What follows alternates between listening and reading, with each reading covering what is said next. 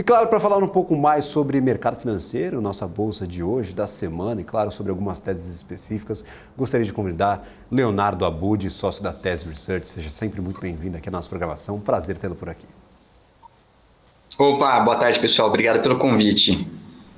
Maravilha. Leonardo, Bom, inclusive nós tivemos... Opa! não pode ir, Gabriel, desculpa. Perfeito. Nós tivemos uma movimentação curiosa no dia de hoje. O Grupo Soma, 7%. Nós temos aqui Lojas Renner, alguns ativos de varejo que são um pouco mais impactados ali pelas perspectivas de inflação, pelo custo financeiro para manter as suas operações.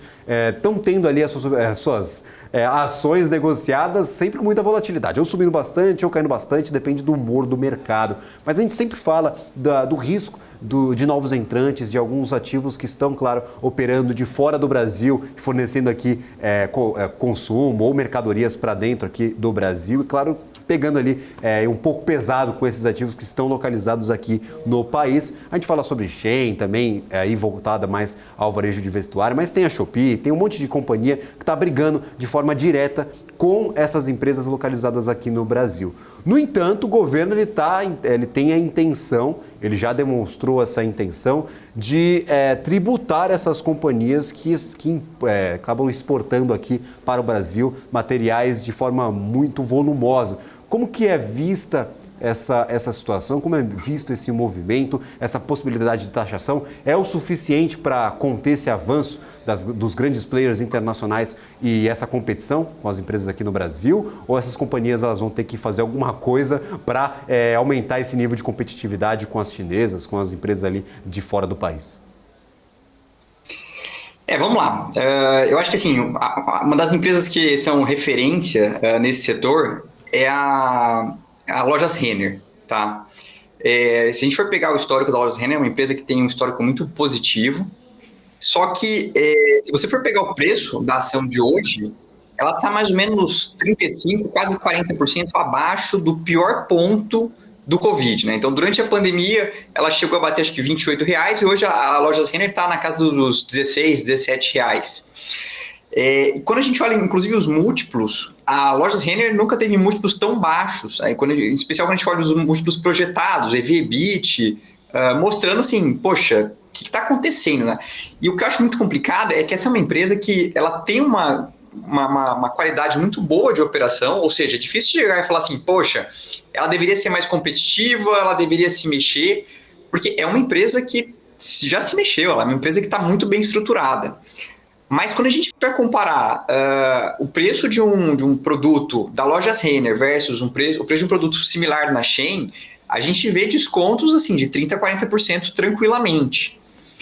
E isso faz com que essas empresas de vestuário elas estejam sofrendo muito por dois motivos, né? Primeiro que tem a questão macroeconômica, óbvio, Selic alta, a gente sabe que o setor de varejo como um todo depende muito de financiamento, tá? Para financiar o capital de giro e etc. E também essa questão da invasão da Shein. Então, assim, é uma coisa que, inclusive essa semana saiu até um relatório que eu achei interessante do BTG, em que eles comentaram um pouco sobre o tamanho da Shein e eu não tinha noção de que estava chegando nesse nível. Então, 2 anos atrás, a Shein estava com mais ou menos 4 bilhões de vendas aqui no Brasil. No ano passado, ela chegou para 8 bilhões. Então, para vocês entenderem o que são 8 bilhões, 8 bilhões de vendas no Brasil é a Guararapes, é a Riachuelo. Tá? Então, ela já se tornou... O que ela vendeu no ano passado já é mais do que a Riachuelo vendeu no Brasil. E a expectativa para 2023 é que eles dobrem isso, chegando a 16 bilhões, o que seria a venda da Lojas Renner. Então, a gente está falando de um negócio que, 4 anos atrás, 5 anos atrás não existia, e hoje o que se fala é que no final de 2023 ela vai chegar no nível da Lojas Renner. Isso é o tamanho de como é que tem evoluído essa concorrência, tá?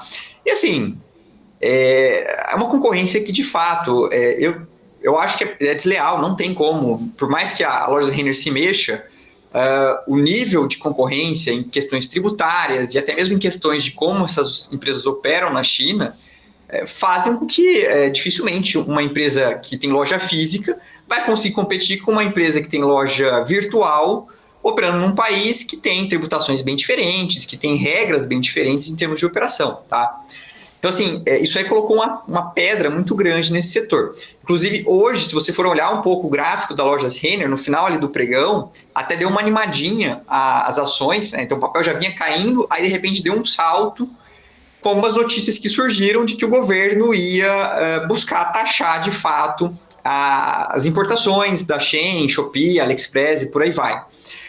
O fato é o seguinte, o governo está precisando de arrecadação, então isso aí seria matar dois coelhos, né, com uma cajadada só, porque ele vai agradar a indústria de vestuário aqui do Brasil e vai também conseguir aumentar o nível de arrecadação. Agora, operacionalmente falando, eu não sei quão fácil é isso, tá? E segundo, vai desagradar um percentual da população razoável que começou a se acostumar e falar assim, poxa, eu conseguia comprar 2 blusas na Shein e agora eu vou ter que comprar uma só, porque metade vai virar, eu vou ter que pagar 2 por uma no preço da Shein. Então ele vai ter que comprar uma briga, não só mais com o lobby, mas com um percentual da população que ele vai acabar desagradando. E é um percentual da população que vinha, a gente está falando de uma população em geral na classe B e C, que vinha sendo muito esmagado pela inflação e que tinha encontrado ali um bolsão para conseguir aumentar o seu poder de compra. E agora o governo vai fechar essa lacuna. Então a gente não sabe muito bem como é que vai ser a reação da população e se o governo vai conseguir levar adiante isso, tanto do ponto de vista operacional quanto do ponto de vista de grita, né, que a gente vai ter da população, tá? Mas, assim, é uma coisa que surpreende. Eu, de fato, não tinha noção de como é que esse negócio cresceu tão rápido em tão pouco tempo, viu? Maravilha. Marcos Saravalli, por favor, fique à vontade. Já me levantou a mão aqui e falou, tem uma pergunta, então, por favor. Ô Léo, muito boa tarde. Obrigado pela presença. Aqui, quando a gente está em casa, a gente prepara as piores perguntas, né, Gabriel? Exatamente. Tá jogando em casa aqui, veio para o nosso campo, aí não tem jeito, né, Marco? Léo, fazer duas provocações aqui, mas uma que é as duas bem, que eu digo, existenciais, né? Será que o setor de varejo, quando a gente tem, por exemplo, a gente está concorrendo com empresas, sejam chinesas, mas ela tem outro custo de capital. Será que o segmento, ele é um segmento que na perpetuidade ele tende a ter margens decrescentes?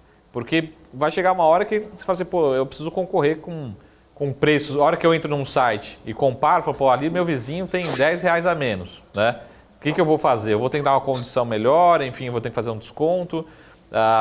Essa é a minha primeira provocação, assim, será que esse setor ele passa por isso por longo prazo, né? Ou vai ter que ter alguma espécie de regulação, enfim, como a gente falou, para talvez parte tributária, para rentabilizar o setor? Eu acho que assim, são perguntas boas.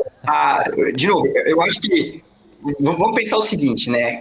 Quando a loja virtual chegou, quando o e-commerce chegou, o e-commerce claramente tinha vantagens competitivas, vamos dizer assim, em relação às lojas físicas em termos de custo. Então, o fato de você não ter aquele custo de ter uma loja física e até mesmo a questão de estoque trazia uma vantagem competitiva muito grande para o e-commerce, tá? Mas aqui eu acho que a gente vai dar um passo adiante, um passo além em relação a você ter um e-commerce fora do Brasil, tá? Eu acho que essa questão de custo de capital vai fazer sentido. O custo de capital no Brasil é bem mais alto do que a gente tem em outros países. Então, uma varejista, imagina o seguinte, se a gente tivesse 2 varejistas, uma operando no Brasil e outra na China, os dois têm que ter capital de giro para o seu estoque, alguma coisa nesse sentido. A no Brasil vai ter que captar CDI+, e a na China vai captar no universo de crédito chinês. Tá? E a gente sabe que o setor de varejo ele é muito dependente de financiamento para capital de giro. Então, assim, a minha visão é que se não tiver algum tipo de bloqueio em relação ao governo colocar algum tipo de bloqueio, a situação vai ficar bem difícil para as varejistas, né? Porque neste momento a gente está falando de vestuário e é óbvio que eu acho que é o que mais fácil que você consegue colocar para dentro e tudo mais. Mas, assim, é uma concorrência que não tem como, tá? A verdade é essa. Uma varejista brasileira, ela não tem como. A gente viu, por exemplo, que o primeiro passo desse universo de globalização foi a destruição das indústrias. Então, você vai pegar aqui no Brasil, no passado, a gente tinha indústria têxtil, a gente tinha indústria calçadista. Essas indústrias, na década de 2015, elas foram dizimadas porque elas não tinham como concorrer com a indústria asiática, né? Os asiáticos conseguiam produzir muito mais barato, tá? Agora, a gente está indo para o próximo passo da cadeia. Então, a gente saiu da parte da produção e a gente está indo para a parte da distribuição, que é o varejo. Se essa, vamos dizer assim, se essa briga não tiver alguma coisa, o varejo brasileiro, eu não teria muita dúvida de que o asiático vai conseguir dominar, tá?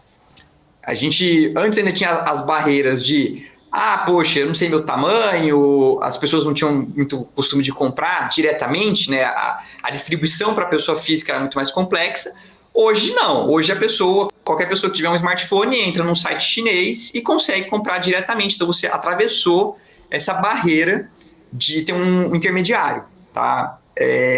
Então, de fato, Marcos, para mim, se não tiver algum tipo de barreira, para mim é bem claro que a vantagem competitiva está muito pro lado dos asiáticos. Não tem como. Eu sempre falo o seguinte, né, Marcos? A verdade é o seguinte: se você for pensar, até mesmo uma pessoa que vai para os Estados Unidos comprar roupa é mais barato, tá? Então, assim, a gente perde por conta dos nossos impostos, por, enfim, uma série de questões.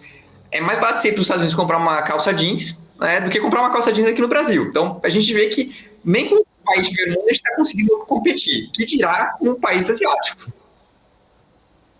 Maravilha! O Marco tinha mais uma pergunta, mas a gente vai ter que deixar para uma próxima ocasião. Eu gostaria de agradecer imensamente Leonardo Abud, sócio da Tese Research. Seja sempre muito bem-vindo, não só ao Top News, mas também no restante da nossa programação. Prazer tê-lo por aqui. Obrigado, pessoal. Eu que agradeço aí o convite e estou sempre à disposição.